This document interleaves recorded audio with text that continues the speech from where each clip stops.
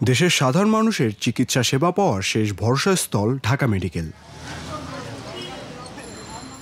এই হাসপাতাল ঘিরে রয়েছে নানা অভিযোগ, রয়েছে তীব্র শয্যা সংকট, নেই পর্যাপ্ত চিকিৎসক, নেই পর্যাপ্ত জনবল।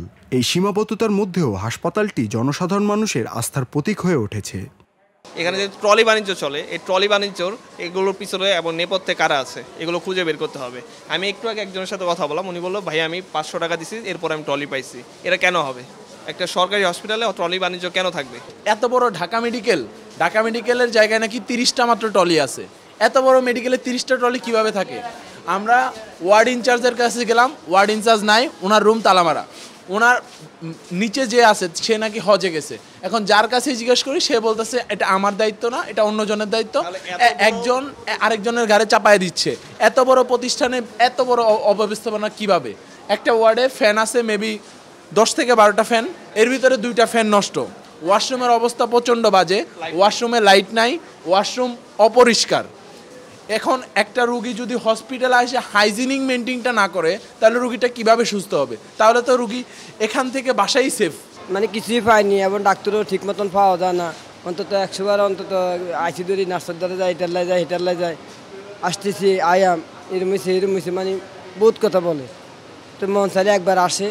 বাথরুমে যাইতে সিরিয়াল লাগে, লোক অনেক দাঁড়ায় থাকে, আবার ময়লা টলা অনেক পরিষ্কার নাই, একদম বিশ্রী। আইসে একটা রুগী মনে হয় যে অনেক দূরে থেকে আইসে, মনে হয় যে চট্টগ্রাম বা সুনামগঞ্জ, সিলেট ওদিক থেকে আইসে, মনে হয় যায় বিকালবেলা হাত মুখ রেস্ট মানে ধুইব এরকম সিস্টেম নাই। তো হাত মুখ ধুইতে চাইতে বাইরে যাইতে হয়।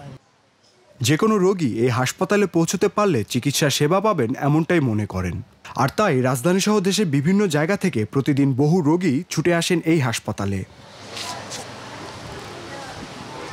যে জনবল রয়েছে সে জনবল দিয়ে দিনরাত 24 ঘন্টা সেবা দিয়ে যান প্রতিষ্ঠানটির চিকিৎসক, নার্স ও কর্মকর্তা কর্মচারীরা।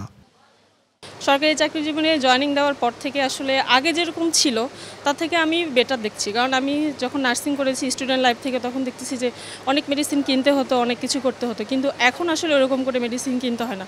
কিছু স্পেসিফিক পেশেন্টকে আমরা মেডিসিন দিই যেগুলো একদমই মনে করেন যে থাকে না হসপিটালে।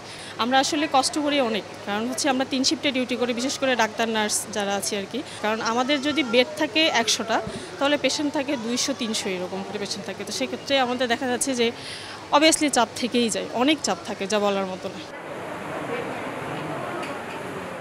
আগত রোগীদের 90 ভাগই দরিদ্র, যাদের বাইরে চিকিৎসার ব্যয় বহন করা সম্ভব নয়।